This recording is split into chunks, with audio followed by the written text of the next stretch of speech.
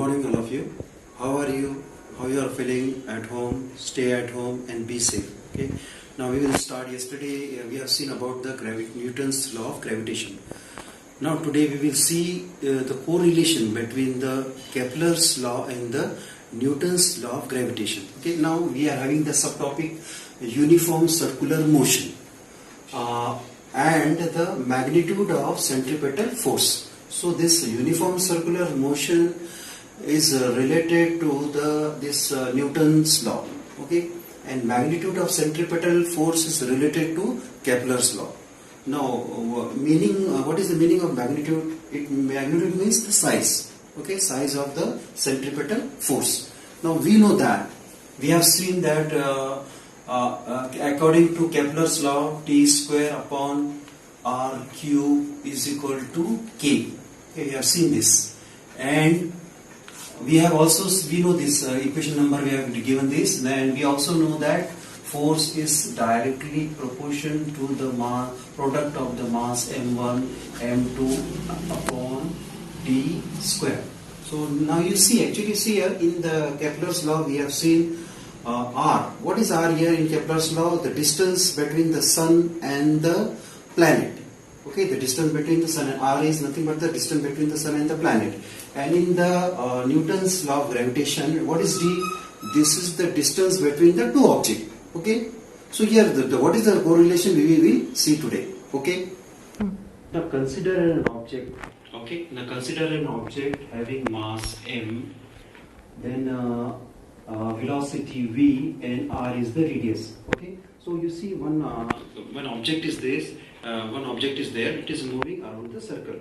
Okay, so the force is acting, as we have already seen in the previous chapters, that previous period, that the centripetal force was there. So I told you the centripetal force. What is centripetal force? Is that it is acting towards the center. Okay, so now in this case, what an object is moving with the mass m, velocity v, we can velocity or speed we can consider it as, and r is the radius. So force, I will write the formula for force, F is equal to mv square upon r. Okay, so this is in the context. This is in the, for example, if you consider the planet and the sun also, so the centripetal force in the planet, when the planets are revolving around the sun, so you see the centripetal force is acting on the planet and it is directed towards the sun. So in both the cases, either we consider the object or we consider the sun or the planet. So F is equal to mv square upon r. Okay. Yes, now we see here that we know that speed. What is speed? Speed, we know that we can, speed is nothing but the distance covered by an object upon the time. Okay, speed is nothing but the distance covered upon time. So can I write speed is equal to v? Speed is nothing but v is equal to distance covered upon time. Okay, distance covered upon time. Okay, now this is the distance covered upon time. Now we are considering the distance of a circle. Okay, we are considering the distance of the circle, so that is nothing but the equivalent to the circumference. We know that in this distance covered in the circumference, we can write as 2 pi r. You know this formula. Okay, 2 pi r. Distance covered is nothing but the when we are considering circle, so we are using as the 2 pi r circumference. So distance covered upon, and now the period we are coming now here, t is nothing but we are taking as capital T, period of revolution we have seen. Okay, okay. Now see, we got this value v is equal to, now can I write this as v is equal to 2 pi r upon t. Okay, now we will put this equation 4. We will put this equation 4. Now we know that f is equal to m v square upon r. Okay, now we will put the value of v in this formula, so that will become m. Now v, what is v now? This is 2 pi r whole square upon t. Okay, So see now, F is equal to mv square upon r. Okay, this is the formula.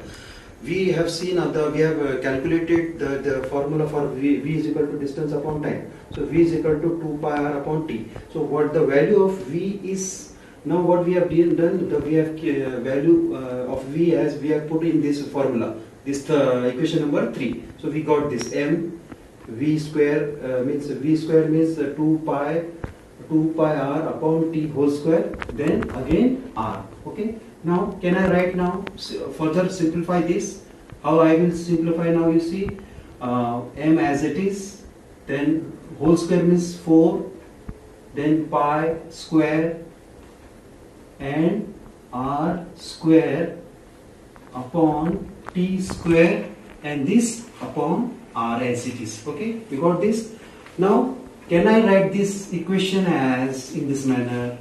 How I will write this is equal to, can I write this 4 m pi square r square pi square upon t square, and this, can I write this 1 upon r.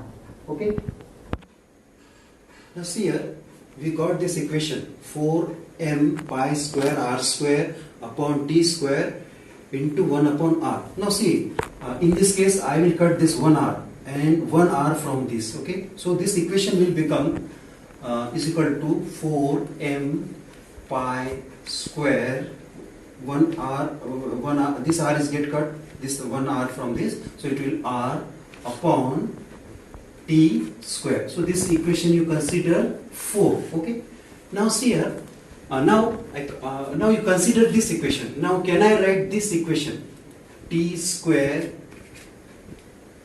this was t square is equal to r cube k. Okay, now just you consider this is f, is equal to 4 pi m square. This is equation number 4. Okay, now I will take this equation now, equation number 1.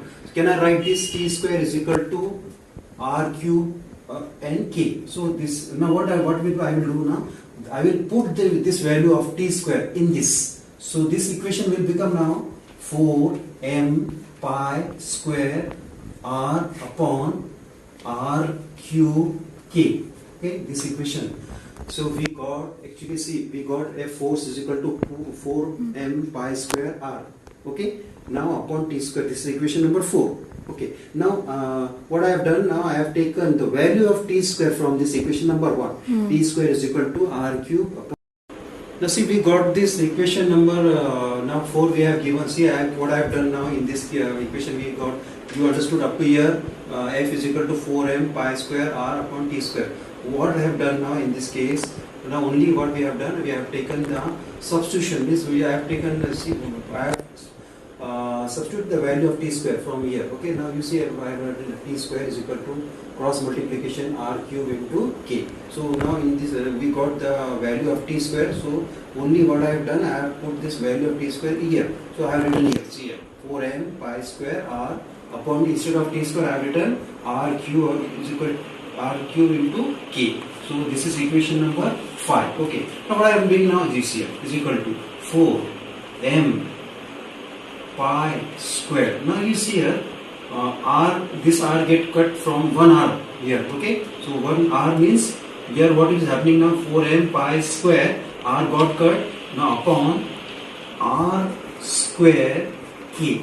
Okay, now again what I am doing, I am just splitting this now, 4 m pi square upon k into 1 upon r square. Okay, now see here, just what I have done, this you got the step clear, you understood the step, how its steps are going on. So here 1 r get cut, so 1 I get only 1 r square, so I have written split this 4m pi square upon k and into 1 upon r square. So this total is constant. Okay, so total f is equal to, this is constant. So can I write now, this instead of, now actually I will write now 1 into r square.